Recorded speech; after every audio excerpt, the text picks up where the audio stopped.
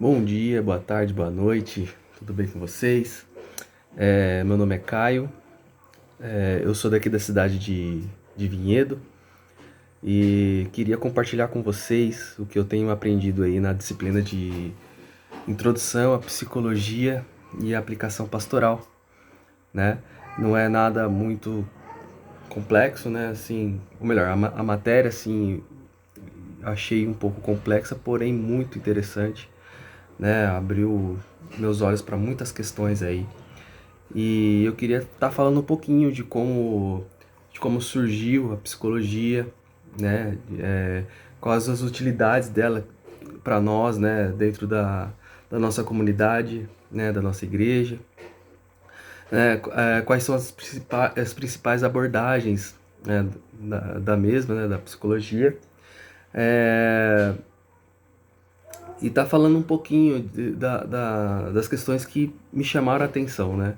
Que mexeu comigo, que fez sentido aí para minha vida. E mostrar um pouquinho também do meu avanço e do aprendizado, né?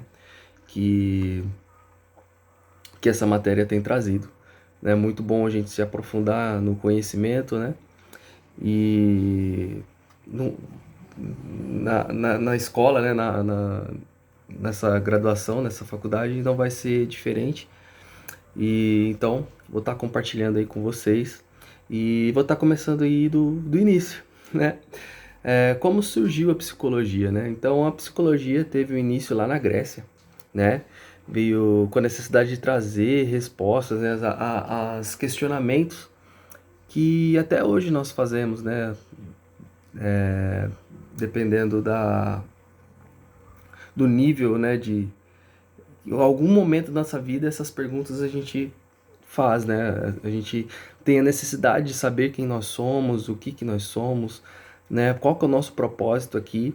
E né, é, lá no início da psicologia na Grécia, na antiga Grécia, né, tinha essa mesma necessidade. Então foi surgindo essas perguntas, né? Os filósofos começaram a se questionar e começaram a montar e iniciaram essa fase, né, que a gente chama de fase empírica. E ela é marcada pelo surgimento das principais abordagens científicas que buscavam compreender a natureza humana através da observação e as experiências pessoais, né? Durante a durante a antiguidade, durante essa época, né, os filósofos desenvolveram ideias sobre a mente e o comportamento humano. Eles acreditavam que o conhecimento e a compreensão do ser humano poderia ser obtido por meio da reflexão filosófica e da observação.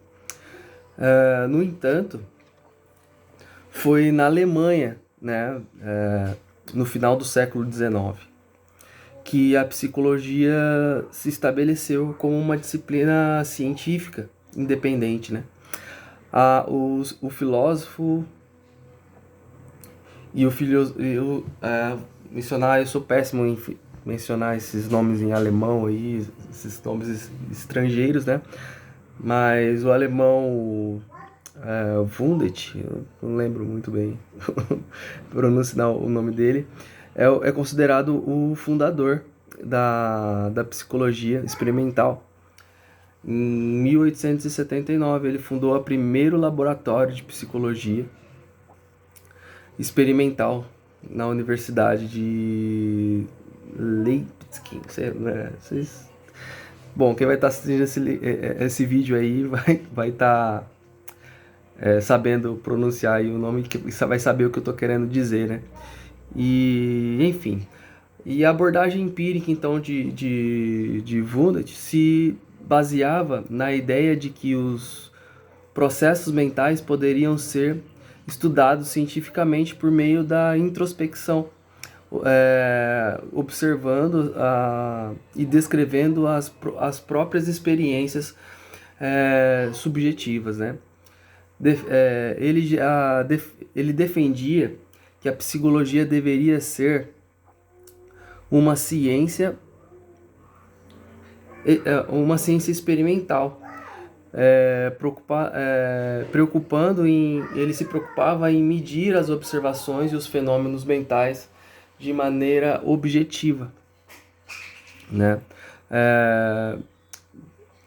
Bom, falando também, dá para falar também um pouco sobre o Hipócrates, né?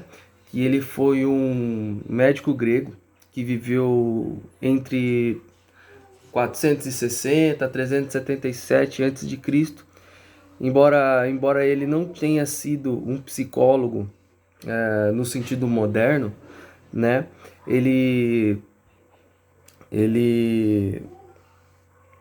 A sua contribuição e a influência na compreensão da psicologia e do comportamento humano, ele acreditava que a saúde era resultado do equilíbrio entre os 4 humores corporais, né? O sanguíneo, o fleumático, a bile amarela e a bile negra, né?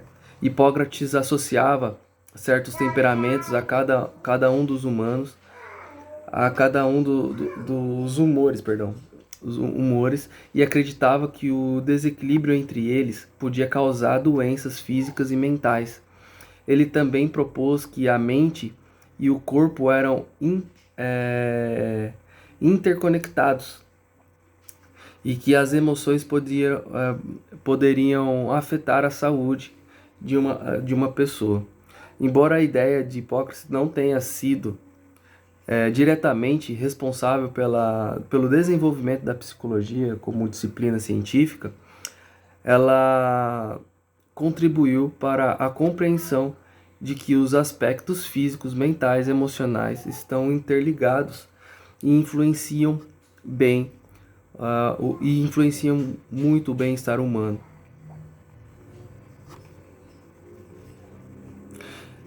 Em resumo, a psicologia teve uma evolução complexa ao longo da história, passando por várias etapas, influências e fases e influências, né? Passando por várias etapas e influências. A fase empírica marcou o início da psicologia científica, como o estabelecimento dos métodos experimentais. Já Hipócrates, embora não seja considerado um psicólogo no sentido moderno, contribuiu para a compreensão e a relação entre mente, corpo e saúde, né? Eu vou falar um pouquinho agora também das principais abordagens psicológicas. A psicologia, ela não é única. Várias formas de abordagem tem várias abordagens para explicar a complexibilidade do ser humano. E dentro disso vou listar algumas abordagens, né?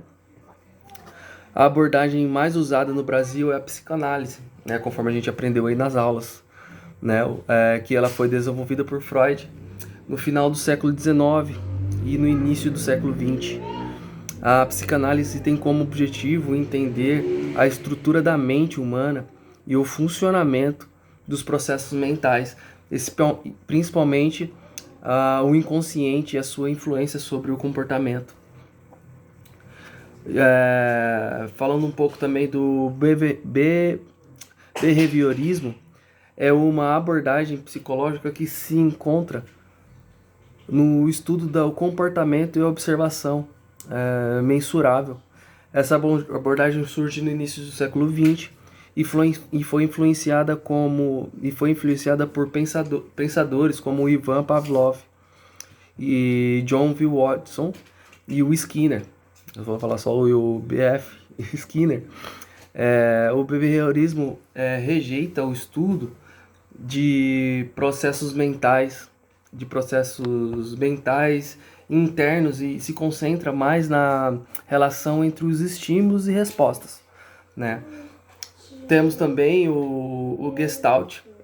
A Gestalt é uma corrente da psicologia que se desenvolveu no início do século XX também, principalmente na Alemanha, com a influência de Max com esse cara aí. Ai, ai, ai. Essa abordagem enfatiza a percepção e a organização da experiência humana como um todo, com um todo significativo, em vez de forçar apenas uma elaboração isolada. Perdão, né? Eu falei errado. Ao invés de forçar apenas um elemento isolado, né?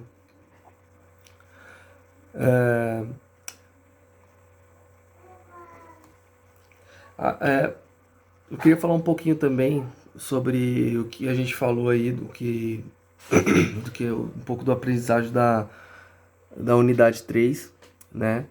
E de acordo com o propósito, né, da atividade, eu poderia falar de uma delas, né? E eu escolhi falar sobre a motivação. A motivação é um conceito central na psicologia que refere-se ao processo de iniciar.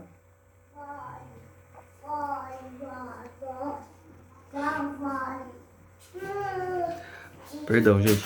Vou ver se eu consigo editar aqui o vídeo depois. A motivação é um conceito central na psicologia que se refere aos processos que iniciam, direcionam e sustentam o comportamento humano. Ela descreve a razão ou os motivos por trás das ações escolhidas e objetivos das pessoas. Existem diferentes teorias e abordagens para entender a motivação. Algumas das teorias mais conhecidas incluem a teoria da hierarquia das necessidades de Maslow, proposta por Abraham Maslow, né? Essa teoria sugere que as pessoas são motivadas por diferentes níveis de necessidade, né? Essas necessidades são organizadas em hierarquias, né? Começando pela necessidade fisiológica, né? Que é a base aí dessa pirâmide. Como a necessidade básica fisiológica, comida, bebida, abrigo, né? E prosseguindo até a necessidade de segurança, pertencimento e a estima e autorrealização. Também tem a teoria da autodeterminação, desenvolvida por Edward Deci, né? E, enfim, tem também a teoria da expectativa e valores, né? Baseado no trabalho, né? Do Viktor Frankl. Essa teoria também postula que a motivação é determinada pelas expectativas de alcançar um resultado desejado pelo valor. E, enfim, gente, eu escrevi bastante coisa sobre isso aqui, mas o vídeo vai acabar ficando um pouquinho longo, né?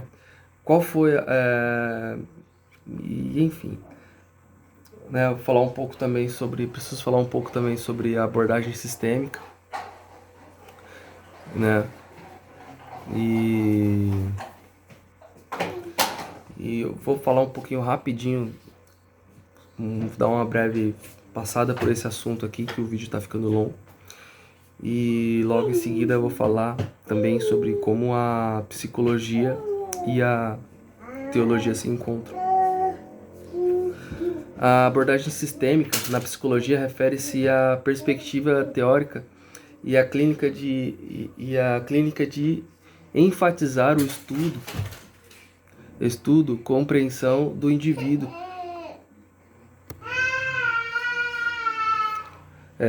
Ao adotar a abordagem sistêmica, os psicólogos concentraram-se na interação e dos padrões em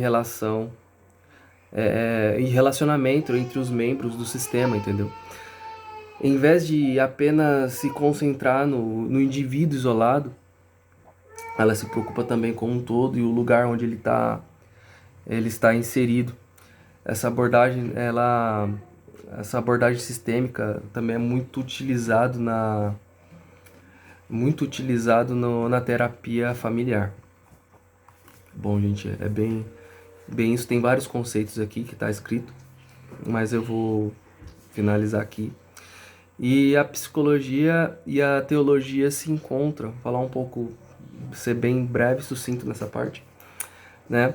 A teologia e a psicologia, a gente, pelo fato dela ser um pouco complexa, né? Os dois serem complexos, demandar tempos de estudo, demandar aí esse tempo de estudo. Perdão, gente. Estudar. Então, vou falar um pouco sobre a psicologia e onde a psicologia e a teoria se encontram, né? E a teologia se encontram, né? Bom, pelo fato das duas dos dois sistemas aí, dos dois.